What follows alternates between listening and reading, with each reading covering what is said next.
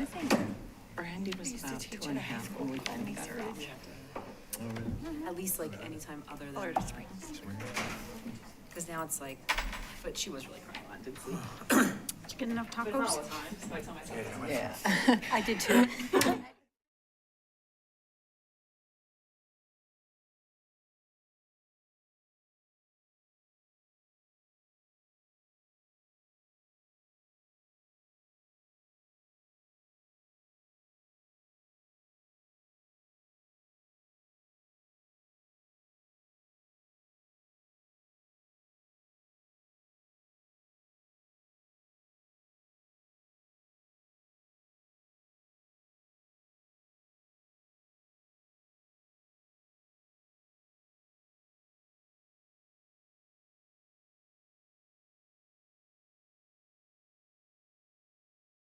The important part is just the goals, not that I don't need a signed copy. Yeah, exactly. So if you never send to me, I won't cry. I won't even know. Simple with those onions and just. So they I don't make those. I should. Yeah. Should, but I don't. They're so affordable, like cheap. It's like, I used to just make ground beef hard shell tacos for my kids, like once a week. Rotate between pasta, tacos, those Chinese are easy food. staples. Taco Tuesday, you know.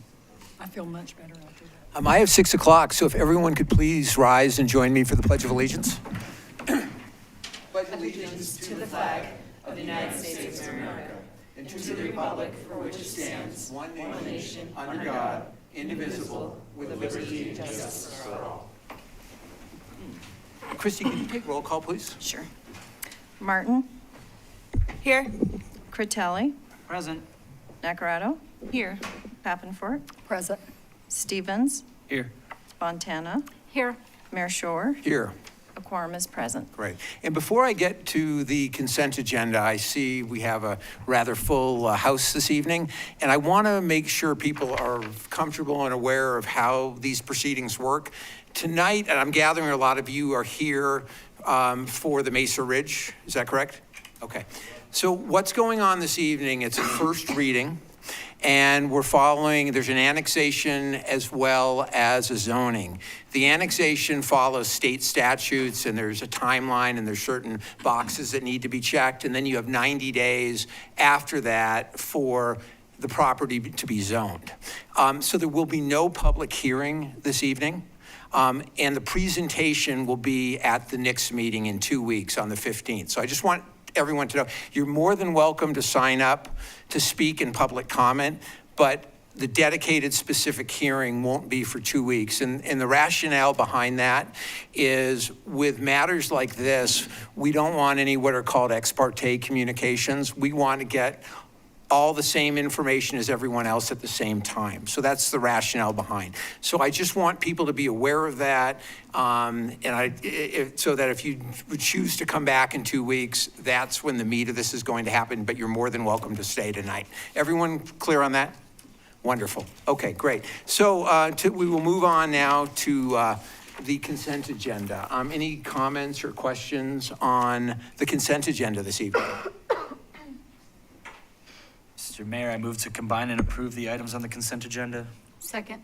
Okay, so we have a motion from Councilmember Critelli, seconded by Councilmember Martin, and the motion is to combine and approve the items on the consent agenda. Further discussion? Fontana? Yes. Pappenfort? Yes. Martin? Yes. Stevens? Yes. Critelli? Yes. Nacarado? Yes. Motion passed. Wonderful. And that'll bring us to citizen comment. And with citizen comment, this is an opportunity for us to hear from our community. Public will be limited to 3 minutes each during citizen comments. There will be a clock on the screen, and if you can please hold to that. I want to be fair to everyone, so I'm going to hold everybody to that 3 minute limit. Council may not respond to your comment this evening, but rather we may take your comments and suggestions under advisement, and your questions will be directed to the appropriate department for follow-up, and if necessary, the city administrator will correct the public record. And to start, we have Paul Andrews. Yeah, I'll pass until the Okay. comment period on 15. It's the 15th, wonderful, thank you. And then next up, we have Greg Reed. Adam, would you like me to sign you up? Sure. Okay. It's Tell me okay. when I should start. It's okay. Yeah, please. Right on time. Okay, my name is Greg Reed. I live in the Cottonwood Green subdivision. And I'm here today representing our HOA as well as Crestone Mesa's HOA. And we have a letter from our HOA presidents, so I will just read it to you during my 3 minutes. Dear City of Salida and officials, this letter is from Tim Donnelly, president of Cottonwood Green HOA, and Aaron Hunter, president of Crestone Mesa HOA, which are both R2 density neighborhoods. Obviously, the benefits for the new 5H LLC development include additional housing and parks for Salida, but the negatives include the following. A proposed new north-south road running from Highway 140 Airport Road to Highway 160 Crestone Avenue would funnel additional traffic from this new development, as well as residents who do not live in the development, as well as visitors, through our two R2 density smaller neighborhoods, where we have parks, roundabouts, and narrow streets. To have the public traverse through our neighborhoods as they do in using streets constructed for heavy traffic and large vehicles, such as Highway 120, 140, and 160, will jeopardize the safety and peace of our neighborhoods. Cottonwood Green has multiple turns and roundabouts through a quiet R2 density neighborhood. Crestone Mesa's narrow road is lined with cars on both sides and runs by a city park and Guidestone Community Garden. Kids and pets run around our streets. We believe that there are many ways the 5H project could be designed to eliminate this new through-street proposal that has high traffic counts, and this would preserve the safety and peace of our communities. We're also concerned that the new 5H LLC high-density development is proposed to be developed as a high-density R3 with 96 units in the middle of 4 low-density R2 neighborhoods, Cottonwood Green, Crestone Mesa, Mesa Village, and Cochitopa Estates. 5H's additional traffic and parking will have a negative impact on these smaller density neighborhoods, since the access into and out of these neighborhoods will flow through our low-density neighborhood. And is there adequate infrastructure and public resources to support R3 density in that location?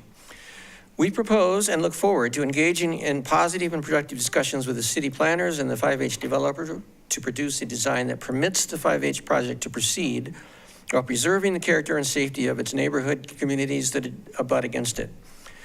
Given our neighbors' recent experience in offering input for the Mesa Ridge annexation and zoning case, we hope this time that the applicant, planning staff, and planning commission, and our elected city council provide a way for us to participate and take our views into consideration. Please let us know how we can contribute to a successful outcome for all. Thank you, Tim Donnelly and Aaron Hunter, HOA presidents of our respective neighborhoods. Thank you. Appreciate it. Timing. I have copies of the letters if you'd like. Yeah, absolutely. You can bring them here, and I can distribute And them.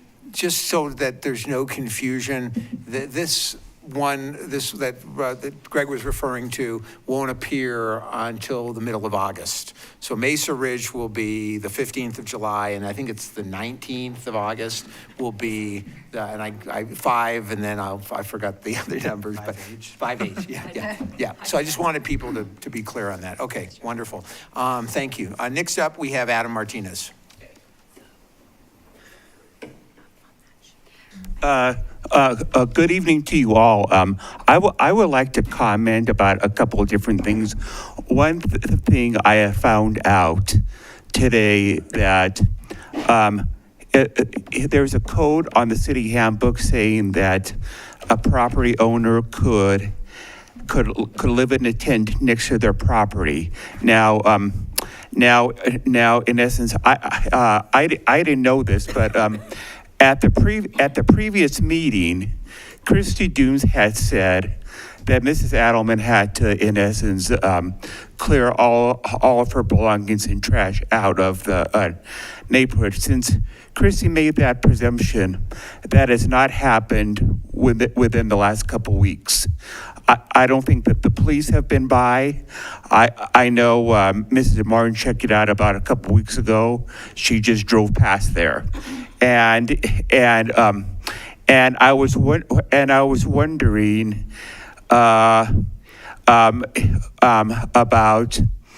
about this code, and if it's true. I haven't read it. I just heard about it. if we could change the language to that code, because it seems to me like if you do it for one person like Mrs. Adelman, you're going to do it for everybody. And then in essence also,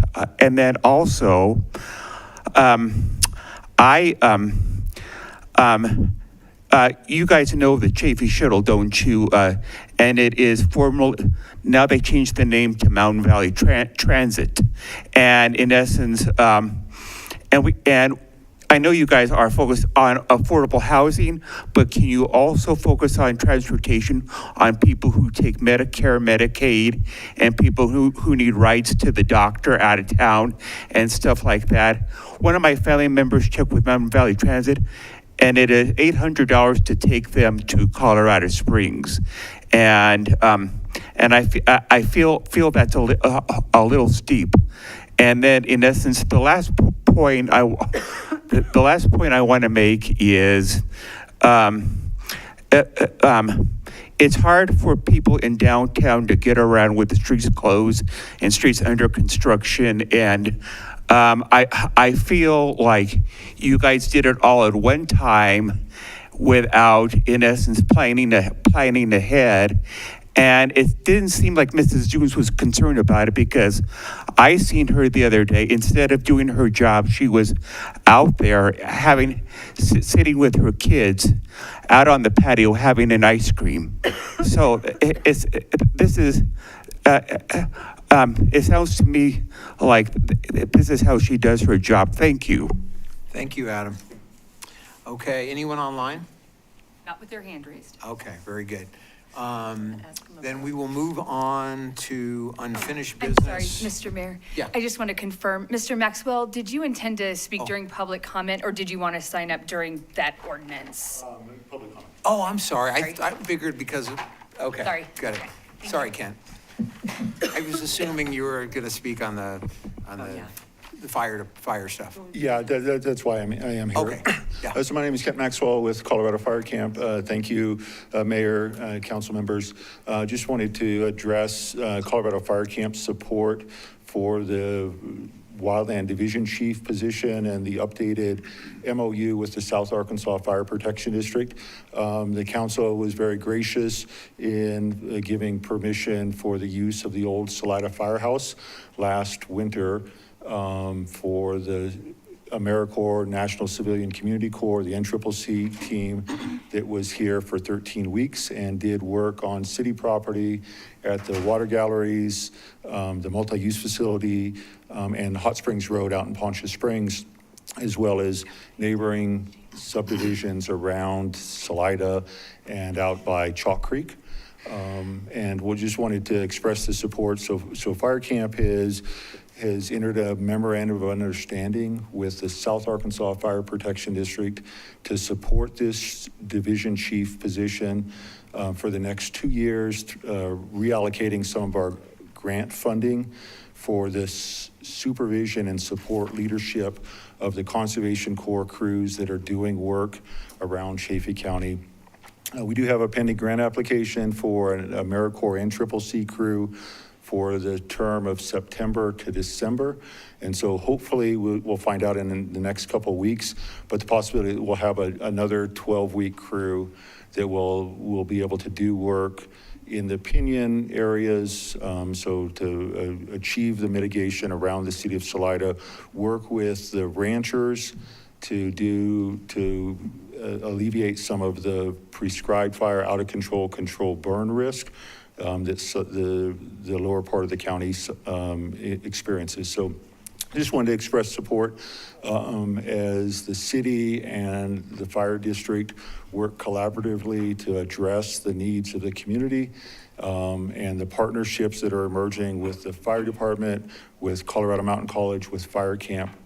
I just would like to have council's support for what Chief Jonke is trying to achieve for the benefit of the community.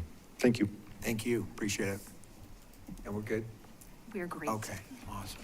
All right, so that takes us to unfinished business in ordinance 2025-08, an ordinance of the City Council of the City of Salida, Colorado, amending Chapter 1, Article 4 of the Salida Municipal Code to establish procedures for the entry of default and default judgments and the collection of unpaid municipal court fines. This is a second reading and a public hearing, and I will go ahead and open the public hearing and turn it over to staff to summarize their report. Thank you. So ordinance 2025-08 amends Chapter 1 of the code to establish formal procedures for collections of unpaid court fines, specifically traffic and parking fines. The proposed amendment to the code will allow the city to enter into an agreement with a collection agency to collect those fines. I did talk with our court clerk, Poppy, and she said she has roughly 40 cases that are waiting to send to collections. So if this is approved, then when it's in effect, we'll start moving again on the collections. Staff is recommending council approve ordinance 2025-08, and I can answer any questions if you have. Great. Any questions for Christie? Yeah. I do. So I see here that it says there's no fiscal impact. Do we have to contract with this collection company? And you're saying no, to pay fees? Huh? You were saying yes, and you were saying no. I just want to make sure. Yeah, it's a contract. But it doesn't cost the city. Correct. Yeah, it's not a fiscal impact to the city, but it will be a signed agreement. They get a percentage of anything that they collect. So we don't pay anything until it's collected, but really we just get a percentage, and it's really money that we weren't getting, so. Correct. That's what I was gonna ask next. So pretty much it's uncollectible debt that someone is going to collect. The collection agency gets a percentage of what is received, and we get the rest that we wouldn't have gotten before. Yes, and I would just like to add, as we put in the recitals in the ordinance, the state legislature has made it more and more difficult for municipalities to kind of collect fines and to go after people in different ways. So this is the only thing that's left for us to do because they've taken away that authority. So that's why in the past we didn't have to go this route. There were other more enforceable things that we could do, but now this is what's left for us to do. Okay, thank you. Any other questions? Thanks, Nina. Sorry, Okay. There is no applicant. Do we have anyone signed up for public comment? No one signed up for public comment? Okay. No need for rebuttal. I'm going to go ahead and close the public hearing, and that will bring us to preliminary council discussion. Who'd like to begin? I'm going to say what they said. This is the last and only thing that we can do. And if we can't enforce something, you know, then there's no point. And so safety is one of our big concerns. So this is the course of action we can take. Okay. Anything else? I would entertain a motion. Mr. Mayor, sorry. I move to approve ordinance 2025-08, amending Chapter 1, Article 4 of the Salida Municipal Code to establish procedures for the entry of default and default judgments and the collection of unpaid municipal court fines. Second. So we have a motion from Councilmember Critelli, seconded by Councilmember Fontana. The motion is to approve ordinance 2025-08, amending Chapter 1, Article 4 of the Salida Municipal Code to establish procedures for the entry of default and default judgments and the collection of unpaid municipal court fines. Further discussion? Nacarado, Yes. Stevens, Yes. Critelli, Yes. Papenfort, Yes. Martin, Yes. Fontana. Yes. Motion passed. Okay, and then moving on to new business. And the next item is a conditional award of the US 50 sewer replacement project. And I can't tell you how many years I've been waiting to announce this from the dais. Thanks, David.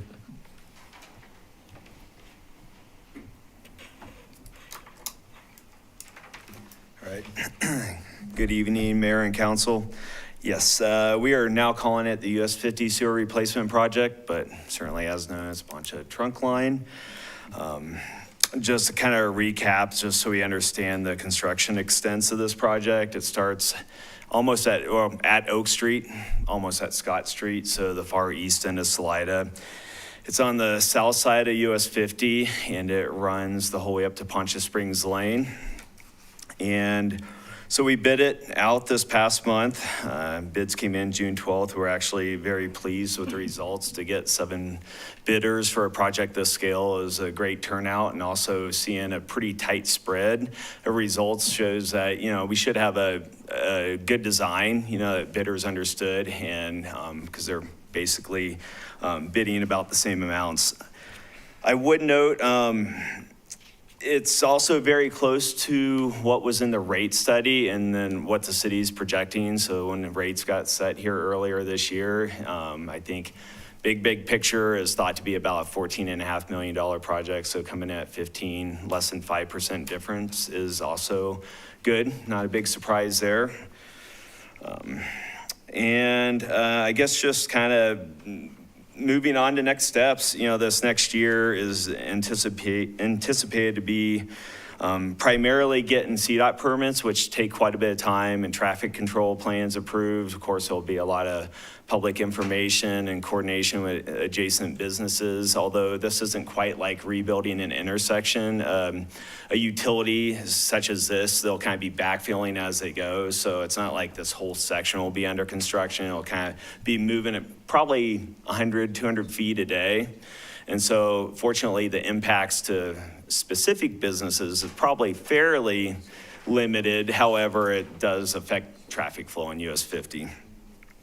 So kind of the next steps, assuming this gets approved tonight, is one, moving into the permitting, then construction more than likely, probably not till 2026 into 2027. The low bidder did have a 14-month construction schedule, whereas next low bidder had 22 months. So that is one of the biggest differences I saw when looking at the proposals.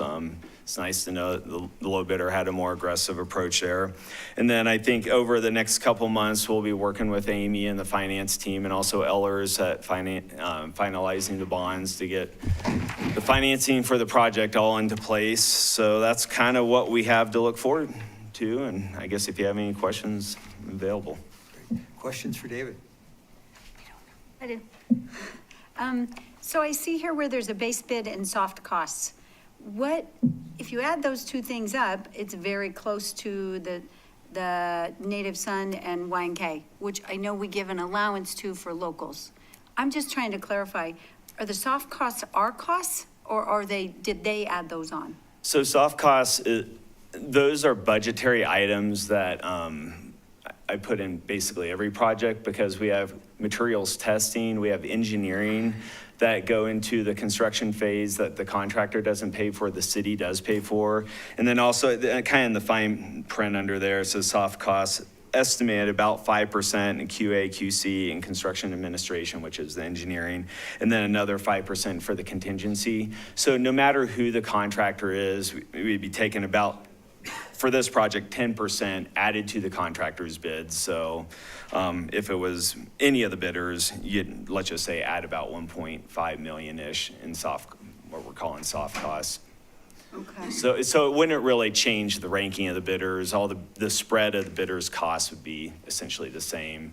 Because that's your number. Yes, it's nothing that the contractor submitted. These are just additional costs associated with the project that the city would be responsible for. Okay. And my understanding is we have a policy where we will go local, providing there's a 5%. Yeah, and 5%. And this would be as you can 12. see, the percent above, that Native Son was 1%, Y&K 12, Yeah. Garney 13. So it's, Yeah. and I would say I did call references. I haven't worked with Miller Pipeline, and they received raving reviews. I called a community less than 5,000 people, over a $5 million project. They thought very highly of them, thought they were great to work with. The project went smooth. Also called a couple in the Front Range that are well over 100,000, almost the exact same review and feedback. So great feedback about them. So I guess that's important to know as well. Any other questions? I would offer up a hallelujah and then a motion. I'm still holding my breath. Does a hallelujah come before or after the motion? It comes first. So let me say it again, hallelujah, that we are here. Yeah. And so I move to approve a conditional award of a construction contract for the US 50 sanitary sewer replacement project, contingent on project financing and required permitting by contractor, and authorize the city administrator to enter into a construction agreement between the city and Miller Pipeline, Inc. in the amount of $13,699,888 with a total project budget of $15,069,876.80. Second. So we have a motion from Councilmember Pappenfort, seconded by Councilmember Fontana, and the motion is to approve a conditional award of a construction contract for the US 50 sanitary sewer replacement project, contingent on project financing and required permitting by contractor, and authorize the city administrator to enter into a construction agreement between the city and Miller Pipeline, Inc. in the amount of $13,699,888 with a total project budget of $15,069,876.80. Further discussion? Pappenfort, Yes. Critelli, Yes. Nacarado, Yes. Martin, Yes. Stevens, Yes. Fontana, Yes. motion passed. And I am so, so grateful that we have put this behind us and moved on. And I really want to thank staff for all the work that they did with their counterparts in Poncha to make this happen. So thank you very, very much. We'll remember that when you guys start talking about the financing. One thing at a time. Right now, I'm feeling really good. We'll bring Amy up for that The conversation. little victories. To celebrate them. No, I'm glad that we're here Thanks. too. Thank you, thank you. Next up is consider award for construction contract with American Environmental Aviation for the completion of the Salida Airport fuel farm. You don't need to come up, Zach, this is mine. Sit down. You had 56 slides last night. You had your Somebody's moment with had too much council. coffee in it this afternoon. He Okay. was ready. But do stay close, because I already see where I have a problem in this. So, thank you all. You all heard last night about the great projects that are happening at the Salida Airport. We're really, we're blessed to have such a great asset in the community, and it's a great partnership between the city of Salida and Chaffey County. It does come with some expenses that we try really hard to look into the future, identify what capital improvement projects are going to be needed as we move forward to update the airport. So at a meeting that you all had back in April, we brought forward 2 projects that we were ready to either award funding for, or in one instance, ask you all to reject the bids. So the project that we awarded funding was for the taxiway A project. It came in under budget. We had the funding available between the city, county, and a number of state resources as well. We also had another project that we put out to bid, which was the fuel farm, that needs to be updated for a number of safety issues, number of safety reasons. So we had budgeted a little over $2 million for that project based on engineering estimates, and the lowest bid that we received came in at $4.3 million, which was significantly more than either the city or county were able to kind of backfill for that. So Zach, our airport manager, went back out to work with the lowest bidder to see if we were able to come to an agreement to lower the cost, if there were any cost savings that we could find there. Unfortunately, with that particular bidder, we were not able to find cost savings. However, because we have a contractor on site at the airport that is working on the civil side of the taxiway extension project, they are able to extend that work into the civil side of the fuel farm, which saves money on the fuel farm side, because the taxiway is being funded by the FAA. So far, so good? Yes.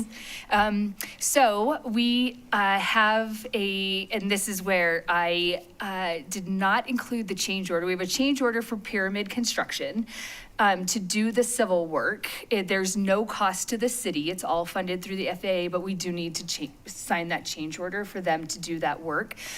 What you have in front of you here, though, is a recommendation to approve a contract with American Environmental to do the work for the fuel farm.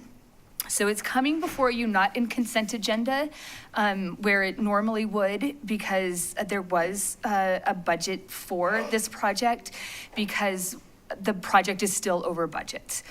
Not to the extent it was before, but there is still a cost associated with this that council did not anticipate when we set the 2025 budget.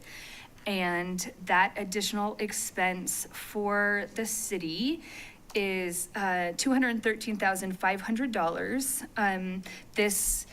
The county also, when they approved this contract, is bringing forward this same amount. So there's a 50-50 split between the city and county. So they also approved the $213,500. So we did include in here what the fiscal impact is. There is an increase to the general fund budgeted expenditures.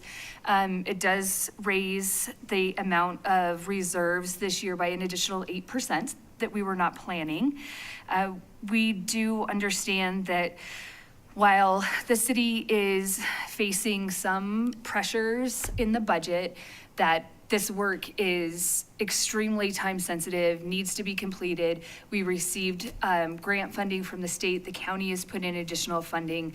Staff feels that the risks associated with not completing this work now outweighs the cost that that's associated with it. So I'm happy to answer questions. Obviously, Zach, Don Reimer here from the county, Amy, finance director, is here as well. So we should be able to answer. And I just want to start it off by thanking Zach, because it's one thing to be splitting $400,000 roughly, but I mean, we were talking about 2.3 million. That would have been over $1 million. So thank you for the work that you put into this. Much, much appreciated, particularly given our budgetary constraints. So we appreciate it. Questions? My question is, there's no way for us to know what it would cost if we delayed this project and things went wrong. We have no idea what that would cost, but probably more than 200,000. That's my opinion. Yes. Maybe, Zach, would you like to speak to the risks if we were to do nothing? The potentials there?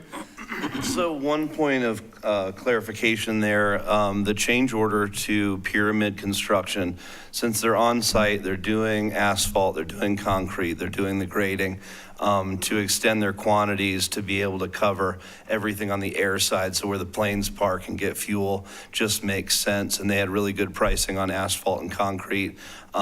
However, the FAA is not funding that portion of it. We got the state discretionary grant of $450,000 because they saw how expensive the fuel farm is and they know how critical it is to do this. So the change order, when we initially did the estimate of the fuel farm, it was 2.2 million is what we planned for. Then once we did the design and got our cost estimates back and everything back from the engineers, it was about 2.7, 2.8 million is what the planned cost for the project was. So then when it came back at 4.3, it was like, well, we need to pump the brakes. So the $605,000 change order to Pyramid Construction is just coming off of the scope of work of the fuel farm, but it is still going to be paid for by the state, the DOLA grant, as well as local funding for that side of the project. And then we were able to go out and find a company that came highly recommended that actually does everything in-house, builds their fueling systems and does the design and everything in-house. And they were the ones who came back with the estimate of $2,185,000 to do the rest of the fuel farm, so all the fueling tanks and systems. So yeah, we were able to save at least 1.6 million on that.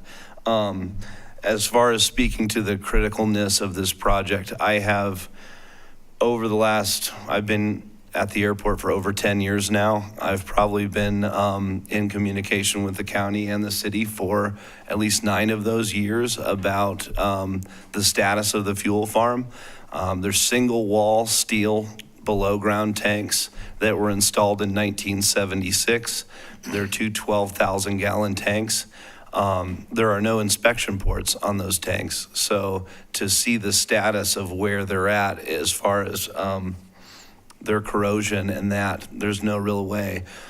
We monitor the tank levels and the fuel levels on a daily basis, and I make spreadsheets to see what the overshort is, to see if there's a leak.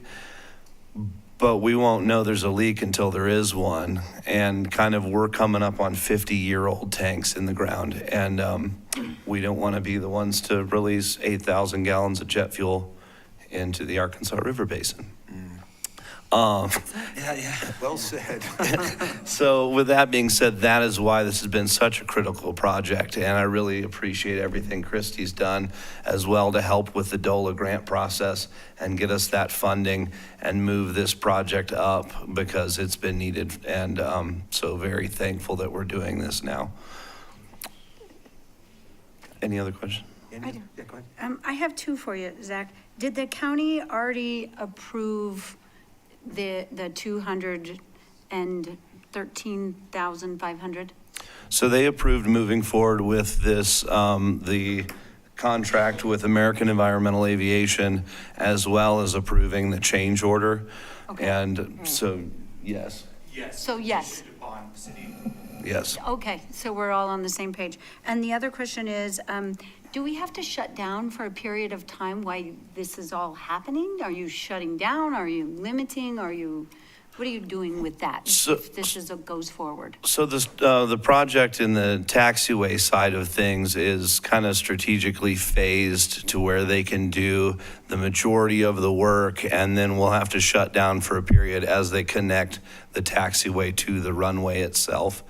But for the most part, there'll just be areas of the airport that are closed, but the airport itself will remain open. The other nice thing about the fuel farm side of it is in the master plan and in all the planning of where we're gonna put the fuel farm, it's gonna be in a new location. So our old fuel farm is gonna remain active and functional until the new one is complete and commissioned. And then we'll deactivate the other system, and potentially in the future, we'd like to remove the system and take care of that, but of course with budget constraints. The other thing that we also did save on this project, normally, like with Taxiway Alpha project, we have to have airport engineers on site and project management teams and to monitor the quality control and all that side of the project. With the fuel farm, essentially, we're not going to be hiring somebody as a project manager. We're going to be doing that in-house. So that saved another almost $250,000 by us doing it. Great, thank you. Any other questions? I would entertain a motion then. And I apologize for Yes. asking for an amendment to the motion to include accepting the change order for Pyramid Construction to complete the asphalt work. Can you repeat one more time? Sorry. Add that into the motion. Accepting the change order for Pyramid Construction to complete the asphalt work. Is that, Do you want the dollar amount to go with that as well in the? sure. 605. Yep, that'd be great. $605,933.65. Okay. Want me to try it? Okay, let's see. Mr. Mayor, I move to accept a proposal submitted by American Environmental Aviation for completion of the Salida Airport Fuel Farm with with an amendment? Yeah. With an amendment to accept the change order for Pyramid Construction to complete the paving at the amount of $605,933.65. Thank you, I apologize. Second. Okay, so we have a motion from Councilmember Fontana, seconded by Councilmember Stephen. And the motion is to accept the proposal submitted by American Environmental Aviation for completion of the Salida Airport Fuel Farm with the amendment to accept a change order Is it pyramid construction? Okay, my hearing is starting to go low. To pyramid construction to complete the pricing to the tune of $605,933.65. Further discussion? Critelli, Yes. Nacarado, Yes. Stevens, Yes. Davenport, Yes. Fontana, Yes. Martin. No. Motion passed. Okay, and then next up is Resolution 2025-26, a resolution of the City Council of the City of Salida, Colorado, approving a coordinated mail ballot election and adopting the Uniform Election Code. Thank you. Yeah.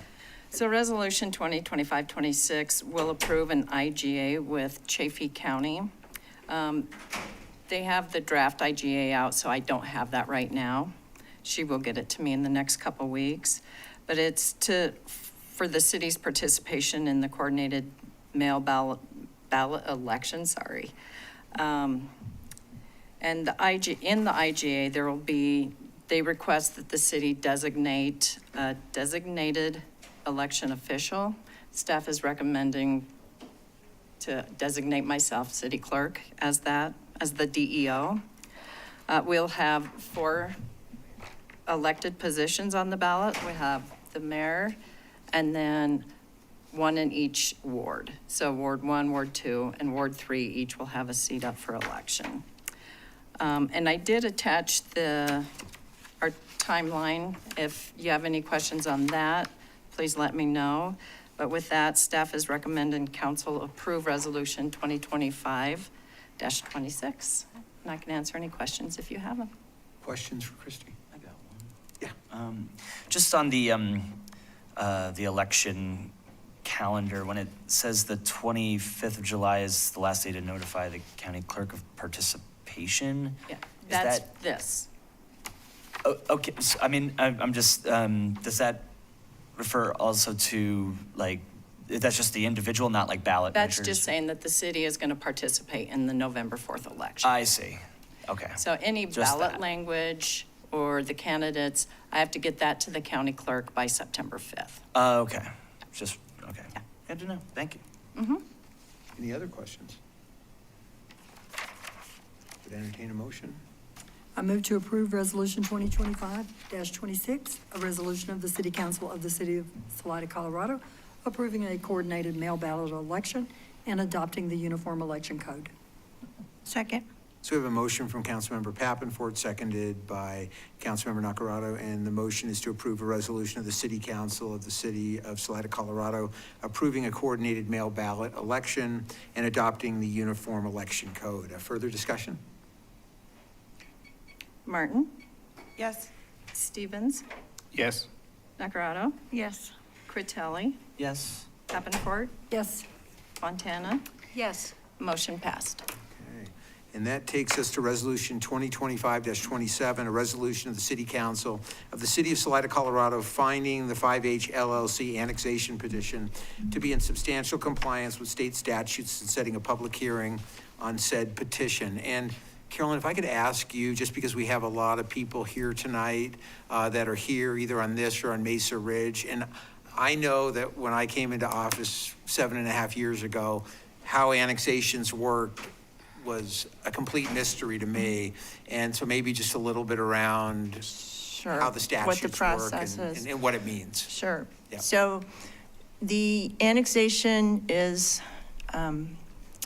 derived from state statute and the procedures of state statute. It's this very specific process with specific steps along the way, public noticing requirements, and public hearings. So this is the first step. It basically just says that the annexation application is complete. And there's no development application at this time. It's just the annexation petition and the request for zoning to R3. That's all we have at this point. And then this annexation and zoning application will go to Planning Commission, assuming it's approved this evening, for a public hearing. And then the readings of the annexation will proceed at later meetings with City Council in July and August. And the final public hearing, which the date is set by this resolution, is August 19th. So there'll be two public hearings, one planning commission. There'll be a planning and commission one public council. hearing and a City Council. Thank you. Yep. So as stated, this is the resolution of substantial compliance as the first step in the annexation process and setting the public hearing date for the City Council action on the ordinance of annexation. 5H LLC is a limited liability company whose owners include Walt Harder, Britt Hughes, and Dustin Hughes. They have submitted a petition to annex a 15.06 acre portion of an 18.32 acre property located east of Spruce Street and north of West Uray Avenue. This is on the western edge of the city's boundaries. Only the 15.06 acre portion, which is under separate ownership by the three gentlemen I just mentioned, is requested to be annexed at this time. Staff has found the proposed annexation is in substantial compliance with city and state statutes and recommends City Council adopt Resolution 2025-27, setting a public hearing date of August 19th of 2025. As I mentioned, this is specific to the annexation, and we have not received any formal applications for development of a subdivision at this time. So I'm happy to answer any other questions you may have. Questions for Carolyn? I think you answered all my questions when you said it's in substantial compliance.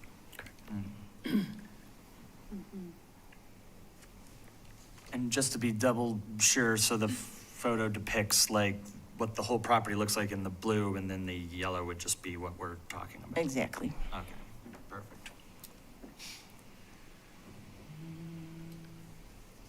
I move to approve Resolution 2025-27, declaring the 5H LLC annexation is in substantial compliance with city ordinances and state statutes and setting a public hearing for August 19th, 2025. Second. So we have a motion from Councilmember Martin, seconded by Councilmember Critelli, and the motion is to approve Resolution 2025-27, declaring the 5H LLC annexation is in substantial compliance with city ordinances and state statutes, and setting a public hearing for August 19th, 2025. Further discussion? Stevens, Yes.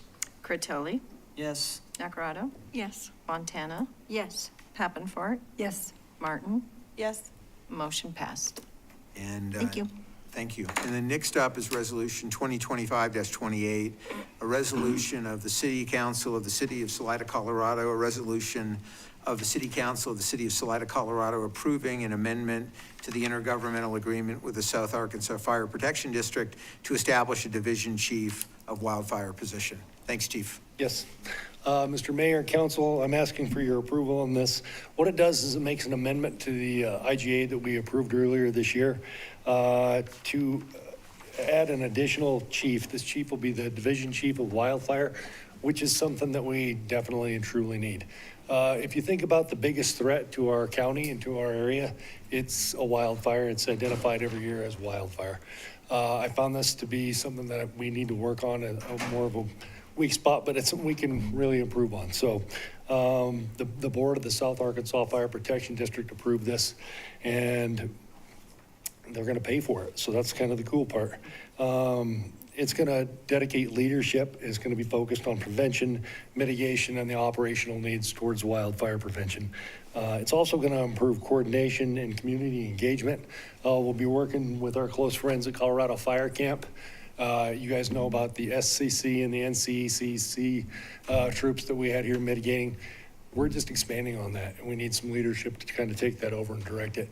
Beyond that, what we've done in South Arkansas is I have 65 firefighters over there. I started a new program this year that they're going to be dedicating 24 hours of volunteer time towards wildfire mitigation and education in our community. So we need to oversee that program.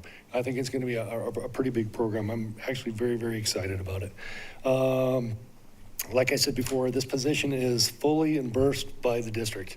The city pays nothing for it. But because of the way we're structured with the FPPA and our retirement programs, he'll still run underneath the Salida Fire Department as our division chief. So we'll still have full say and control over that position, but they're paying for it. So the community impact, it's definitely going to strengthen our mitigation efforts. Public education should be through the roof, and we're going to have enforcement of the WUI code, which the county improved, but it puts that kind of a burden onto the city to make sure that we're doing those things. So we'll be able to make sure that the WUI code is enforced as well. And the really neat thing about it, I think, is it brings a bunch of people together. It's bringing us, we're going to be working with BLM, we're going to be working with Colorado Fire Camp, SEC, NCC. It's really a community effort to address wildfire in our area. So I hope we can protect our resources here, and I ask your support. Thanks. And before we go to questions, I just want to say thanks for all the hard work. I know you haven't been here that long, but all the work you've done to really strengthen the relationship with the district. And I love the fact that you bring in other parties into this, because you're right, this is a community issue and it needs to be solved as a community. So thank you. Yeah. Questions? I do. So you're creating a new position. Yes, ma'am. Is it hire within? Do you have somebody in that ready to step up, or do we advertise and then hire somebody to take their spot? No, ma'am, it's a position from within. And part of the reason it's a position from within is because we're a very small staff. So we don't have a lot of people to address some pretty major emergencies. So having somebody come from within the inside, they can jump right in and they can be operational and be part of the command system immediately. So we are hiring Captain Chris Bainbridge to do it. I don't know if everybody knows his history, but he's one of the original folks that actually got our wildfire program started years and years ago. He does a very good job, very well qualified, and he's the person that interviewed and got the position. Okay, thank you. Yeah, you're welcome. Then do we find somebody to take his? Yes, Like ma'am. we have to hire another firefighter? Yes, ma'am, which is exciting for the guys because our fire captains have been there for, 2 of them have been there for over 20 years, and one of them's been there about 5 years. So there's been absolutely zero movement in the fire department for that long. So they're excited, and we have a testing process that's going to be put into place so they can test for that position. Thank you. Anything else? Okay, great. I'd entertain a motion then. Mr. Mayor, I move to approve Resolution 2025-28, a resolution of the City Council of the City of Salida, Colorado, approving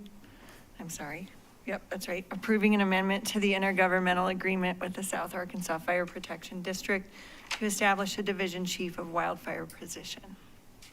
Second. So we have a motion from Councilmember Nacarado, seconded by Councilmember Stevens, and the motion is to approve Resolution 2025-28, a resolution of the City Council of the City of Salida, Colorado, approving an amendment to the intergovernmental agreement with the South Arkansas Fire Protection District to establish a division chief of wildfire position. Further discussion? Fontana, Yes. Martin, Yes. Nacarado, Yes. Stevens, Yes. Happenforth, Yes. Critelli, Yes. motion passed. All right. Thanks, and- Chief. Thank you. Okay, and then we have Resolution 2025-29, a resolution of the City Council of the City of Salida, Colorado, approving an amendment to the intergovernmental agreement establishing the Chaffee County Intergovernmental Housing Authority. Thank you, Mr. Mayor. This resolution amends one section of the intergovernmental agreement, the governance IGA of the Chaffee Housing Authority. This request was brought forward by Chaffee County and some changes the duties of the board to read to employ, supervise, manage, and direct the authority's executive director. It's a relatively simple change that will allow for chain of command operations for the Chaffee Housing Authority. The county did approve this resolution, this change at their June 17th board meeting, pending approval by the City of Salida and the town of Buena Vista, as well as review by legal staff. And I'm happy to take questions or entertain any other discussion. Questions for Christy? I had questions on this one, so I did reach out to the county for some information today, and specifically was able to talk to Commissioner Dave Armstrong about the sentiment behind initiating it.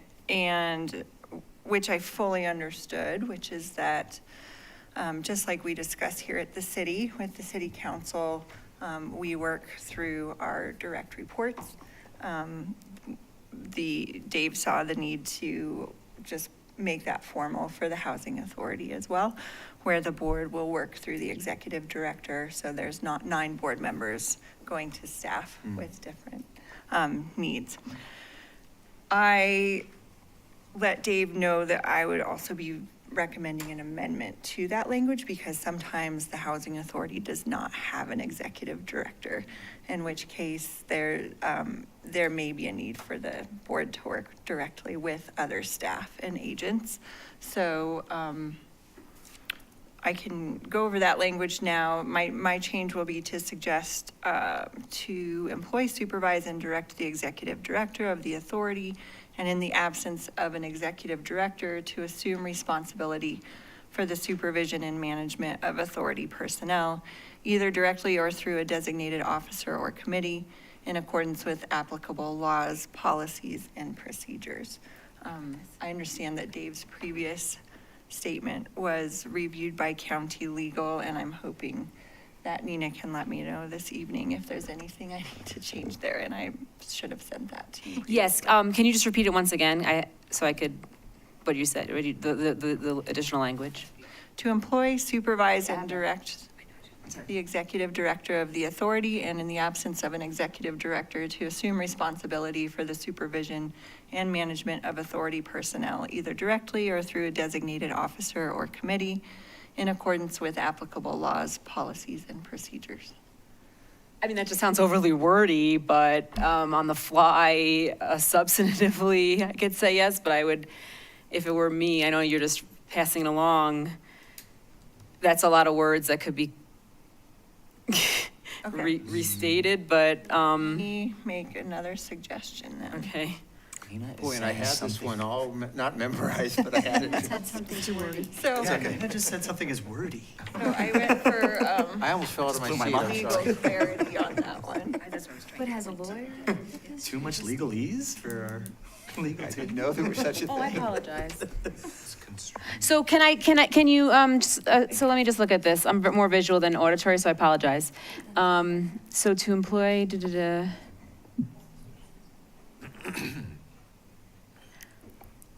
So are you trying to say that if there's no executive director, then they assist staff? Yeah.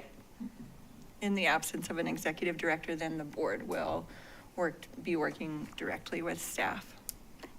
That's kind of like what we just had. When there was no executive director, you're saying the board will help direct staff. Yeah. Yes, through some board-appointed committee or agent to work directly. Because the organization Can I still make a needs to run. suggestion? I understand the intent. If you all agree with what is being said, if it could be that you approve yada yada, repeat it, and subject to final wording by the city attorney. And I won't change the substance of what you're intending, but I feel like I could just tweak it a little. But if that's part of your motion, then you direct me. It's already approved. We don't hold up anything. And I'd like to ask a question, if I may.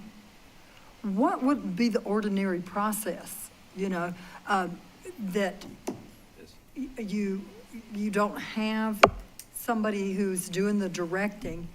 Is that when you normally would take action? Because it seems premature So can I to be me. completely honest about something? It's very hard to have, I know this is going to sound like not answering your question, but I will answer your question. It is extremely hard to have a housing authority or a quasi-governmental entity without a funding source, which is what you have. So you're going to keep running into these type of difficulties. And that's just a factual, that's not a political, that's not an opinion, that is factual, just because I know it might sound political. That being said, so in other words, you don't usually have these issues because most local government entities or quasi-government entities have funding sources because they have tax dollars. So it rarely does happen because you at least have the manager, or in some even small towns, you have a clerk. But they have, I guess, again, tax revenue. In the absence of it, there are some very, very small communities that where the governing body does take on those roles, which is, to Councilmembers Nacarato's credit for drafting this, to anticipate that. Does that answer the question? Would, is there a place in the bylaws that allows for the board to appoint an interim director from the staff that they have? As the city council has done in the past when there was no city administrator, and an interim city administrator was appointed from the staff that was already employed. Would that be? In the way that it's worked in the past is that the director was appointed from the board rather than the staff. Right, so the board of the Housing Authority could appoint an interim director from the staff. And that sounds If the board has the if the board has the authority to appoint a director, I would assume in the absence of anything to the contrary, which I don't think there is, they could appoint an interim director and it could be an assistant. But they also, to this language point, they also could govern manage things themselves. It would be very difficult. But again, it's very difficult to have a housing authority without a funding source, but we've established that. But I would think that would be appropriate. It would be up to the board. You know, if you could appoint a director or a city administrator, you could appoint an interim. I mean, we do that in all of other, small communities when that needs to happen. So if you have the right to do that, and again, it's the board that would, the board of the housing authority that would do that. Mr. Mayor, I have a question. Yeah. So what you're saying is, do they have to appoint it from their staff, or can they appoint it from outside as an interim? From outside their staff? Would that depend on what the bylaws says? Yeah, I would have to look at the bylaws and the IGA. That's what I was wondering. I mean, I don't know what those bylaws. I could pull it up and we could move to a different item. I could do that quickly. I almost want to suggest tabling it so we can have further discussion with the CHA board and the county I think that makes about this sense. And it's suggested change, because it's, Will we table it or continue it?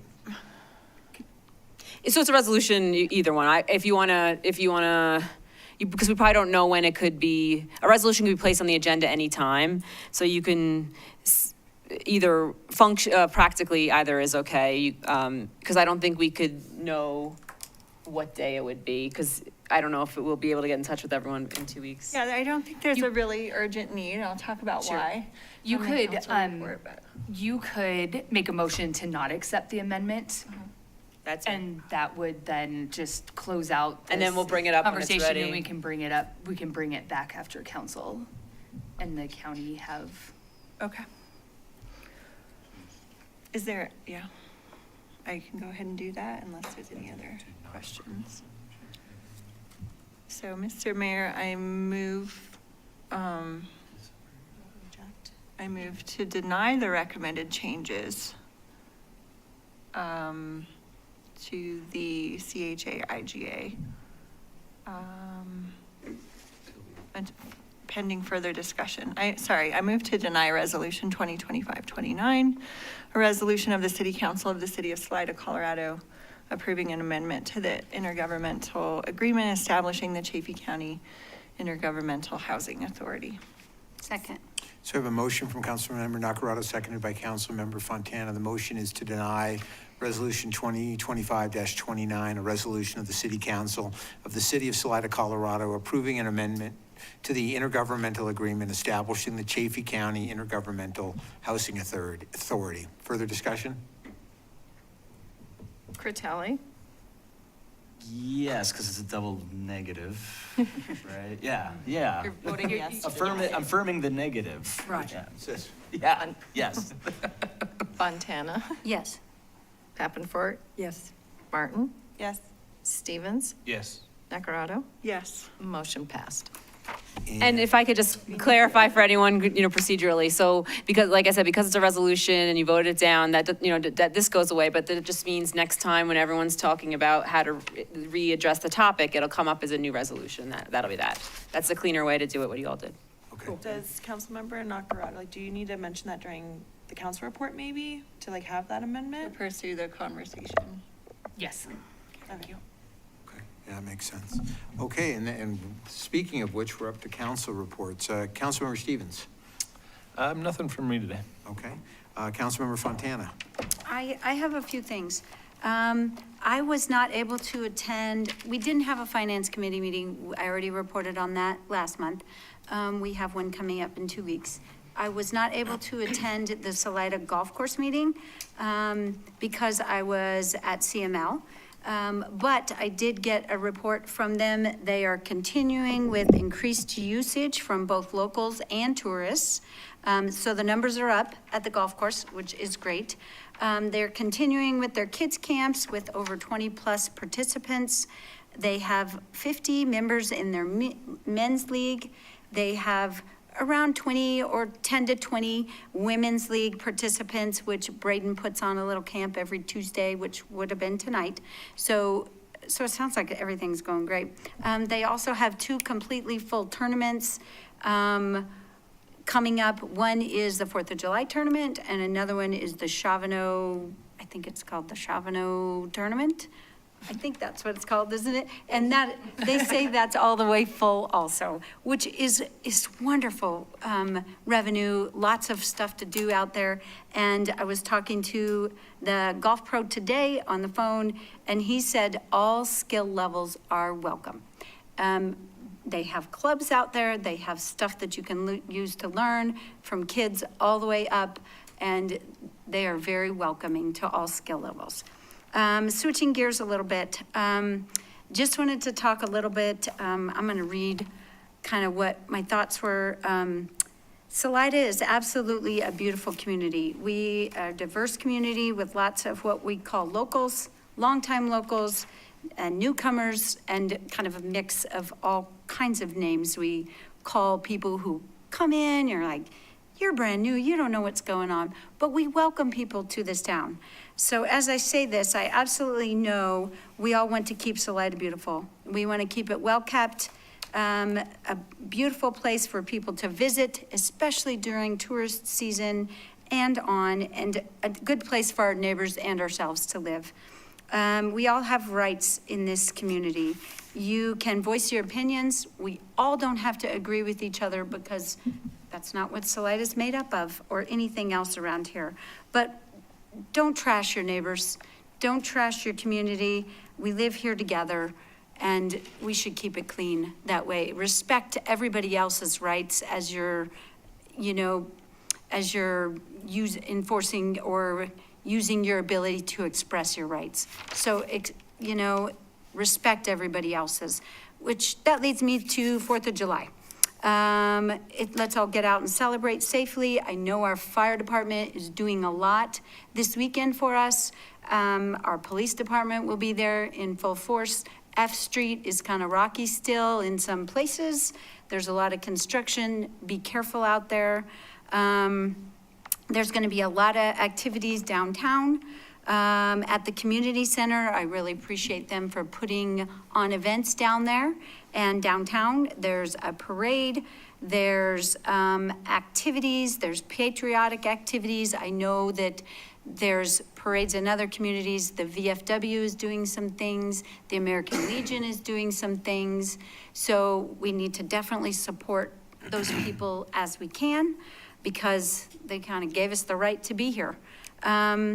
So celebrate safely. The real reason we have the 4th is what we should be out here celebrating this weekend on the 4th and the 5th. So that's my report. Thank you. Councilmember Nakarado. Perfect. My comments kind of build on yours, Councilmember Fontana, and we didn't even plan it. Good. So, Good. I wanted to talk about dogs in parks because I've been having a few constituents reach out to me about dogs in parks, wanting dogs to be allowed in parks, and then specifically at Salida Farmers Market. So just wanted to address that and make sure this council knows that it has been discussed heavily by council and then in the not so distant past, and with staff, with the decision that we just don't have the capacity to monitor, to enforce dogs in all of our parks, aside from the Loyal Duke Dog Park out on Holman. So, there's also the question of having dogs at the Salida Farmers Market, and food is being prepared, so there's a public health issue there.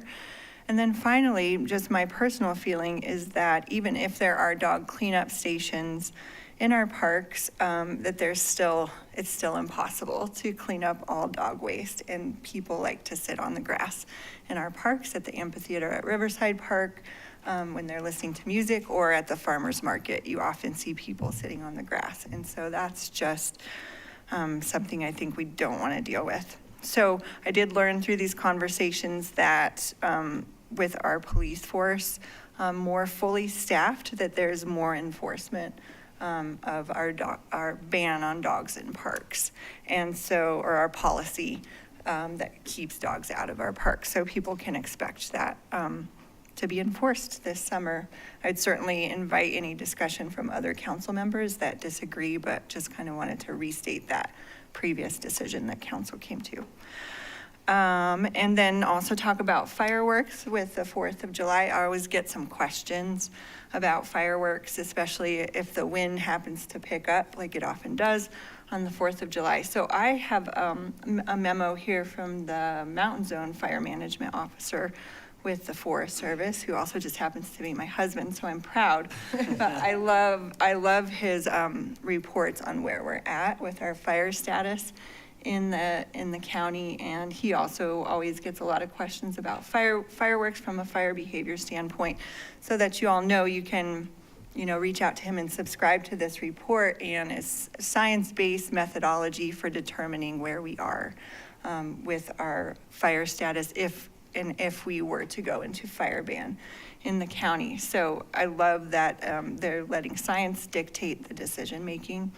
But as far as fireworks go, in Salida, the issue is really reduced in where the fireworks are launched from on S Mountain, and that there's just really fine fuels in that area, and a lot of that fine fuel is grass, and it's somewhat green. There are many roads and trails for containment. Should something catch on fire, we sometimes see that, and we have our hardworking Salida Fire Department as well as Mountain Zone fire crews out there quickly putting those fires out. Because the fireworks are launched at night, the fine fuels will be less receptive with higher evening humidities and no solar heating. So starts from them should be minimal and not resistant to control. And then now we're getting some moisture just before the 4th. But the most important thing I want to state is that fireworks are prohibited on federal lands where those fuels are different than what we have on S Mountain. And so just want to remind the public that fireworks on federal lands are illegal over, anytime, but especially this weekend.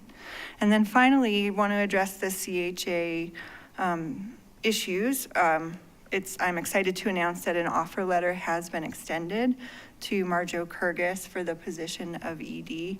Just took a lot of back and forth negotiation with working folks volunteering on that board regarding health benefits and what goes into that offer letter. So there has been a lot of conversation, and I don't expect any issues with that letter being signed and accept the position of ED being accepted.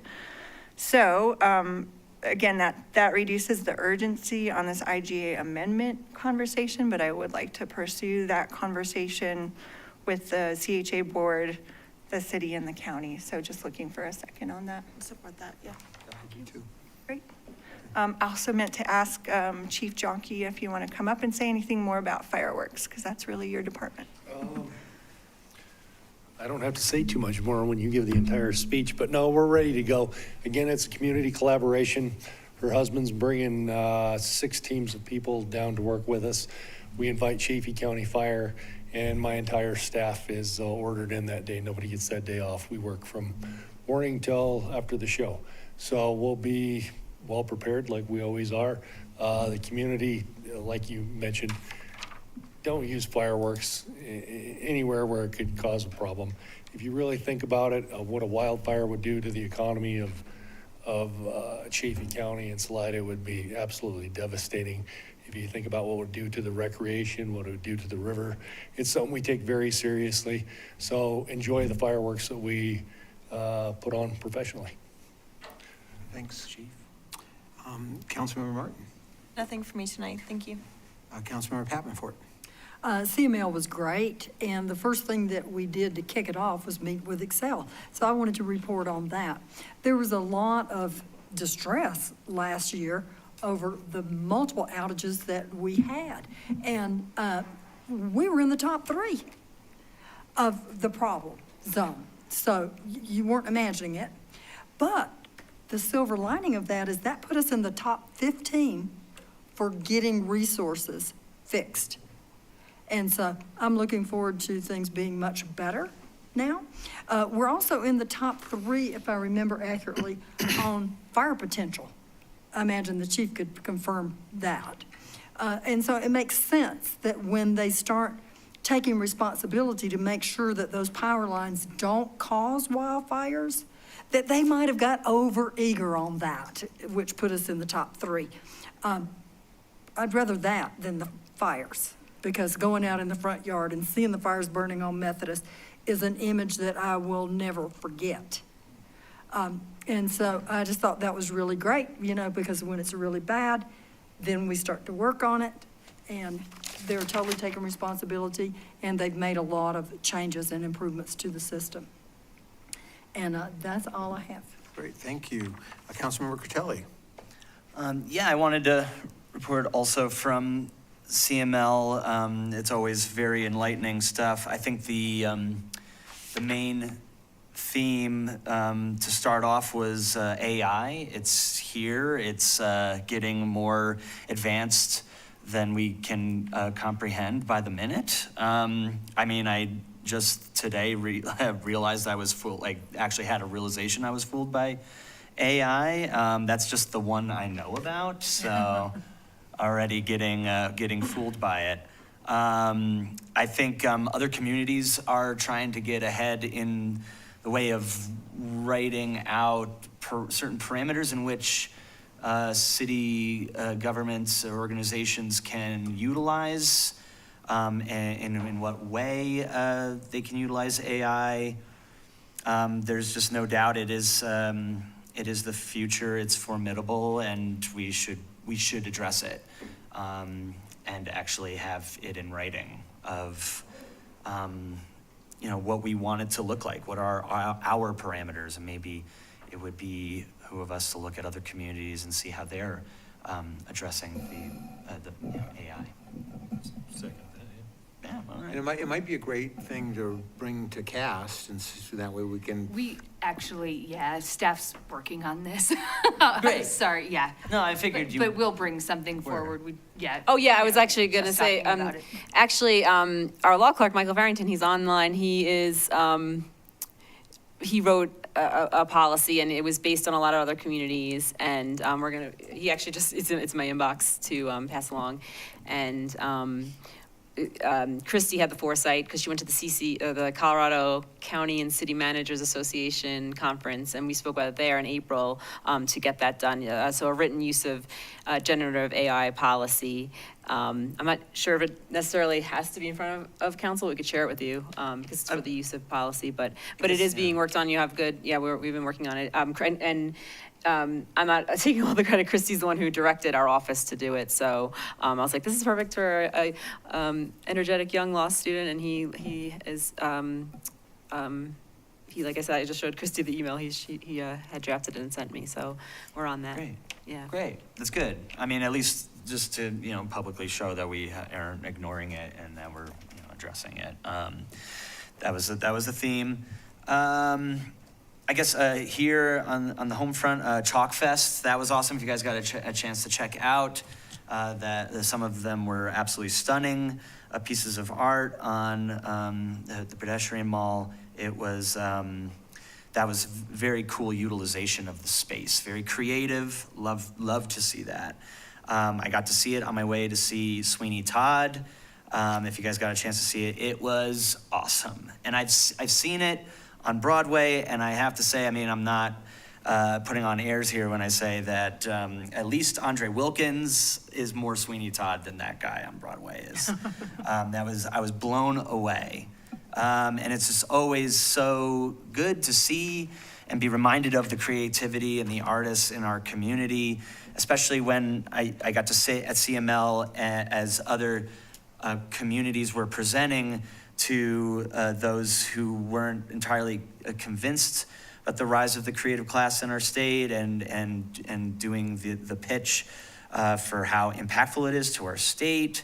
I mean, 3.7% of the state's economy is towards, creative arts, is attributable to that. So it's just really awesome to see that we are we're pioneers in that. I was happy that we were able to talk about ADUs in our work session last night. That was something that I initially campaigned on when I went door to door. Was people's expression of the struggle to participate with the housing market in the form of ADUs. Something that had come up during that discussion in the work session was not a reluctance to change the land use code because it's really well thought out around ADUs, but that's what we're doing. We're changing it right now. We're discussing it. So those things are up for debate, especially when we got at CML an amazing presentation from our attorney, Nina, about addressing middle housing. That is ADUs, folks. Middle housing is ADUs. So if we can even be more lenient on parking, that is something that I was told in that presentation is a low-hanging fruit that we could do. But other than that, one last thing, I really like that we have a city administrator that eats ice cream locally on a bike that she got locally. Because when I first got on council, we had a city administrator that took his lunches in BV. And though BV is great, Salida is better. And I appreciate having an administrator that is seen in the public eating ice cream, so I can feel like I can do that as well. Thank you. Yeah, you can't do that.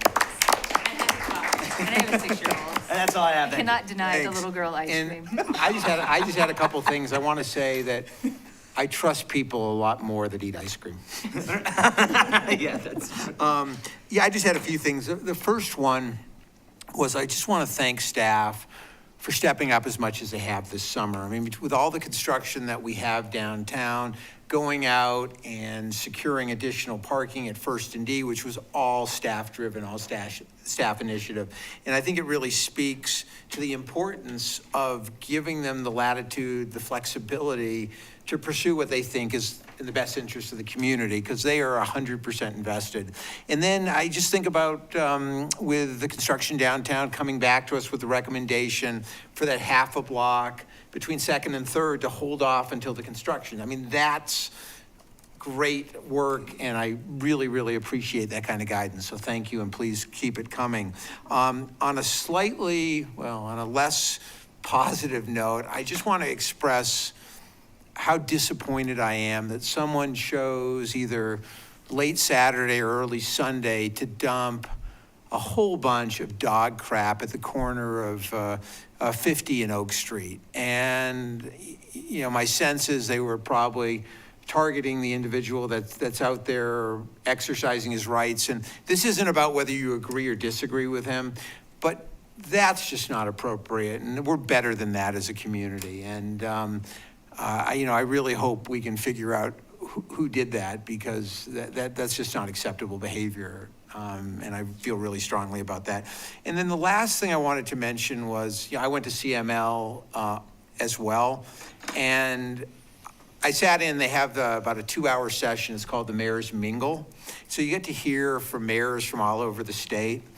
And after hearing from a number of them, I have so much appreciation, gratitude for everyone sitting up here. I mean, we don't always agree, but we're civil and we're respectful, and that's how things get done. And when I, just heard some of the horror stories, I'm like, I've been so lucky in these 2 terms I've had as mayor to work with great council. So thank you all very much. I really do appreciate that.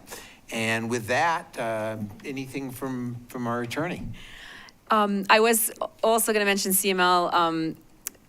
It was great seeing everyone, and also thank you to all of you who attended the presentation that I gave with 2 of my colleagues about addressing missing middle housing. It's something that unfortunately I've been helping for 20 years, and an issue is only getting worse, but we just feel passionate, and it was really just great to see the support of local communities we work for, and we just love this work. It keeps us motivated to continue to help the local community, so thank you. Thank you. Treasurer's report. Yes, Mr. Mayor. I wanted to tag in a little bit with Councilmember Pattenforth's comments around the meeting with Excel. I think it's really important, and it will help our constituents and also our business community. Excel's made multiple upgrades to their infrastructure servicing Salida. And due to these upgrades, Excel is projecting that outages in Salida are expected to decrease by 85% as compared to last year. That's great news. We had a lot of challenges with our business community last year not being able to conduct business due to power outages. Also, Mr. Mayor, I would like to say that your leadership really sets the tone here. And that's one of the reasons I think we have such good proceedings here in the council chambers. So, and I also wanted to thank staff for getting the sign up at First and D for the inclusionary housing project that's going to be going on there. It's great to get that word out. So that's the end of my comments. Thank you. Anything from staff this evening? No, I'm good, thank you. What's that? No, thank you, I'm Okay. good. My hearing. Appreciate it. So I will project. I might need an ear horn. Thanks. With that said, all that's left would be a motion to adjourn. I move we adjourn. All in favor? Aye. Have a good night. Thank you, everybody. All opposed?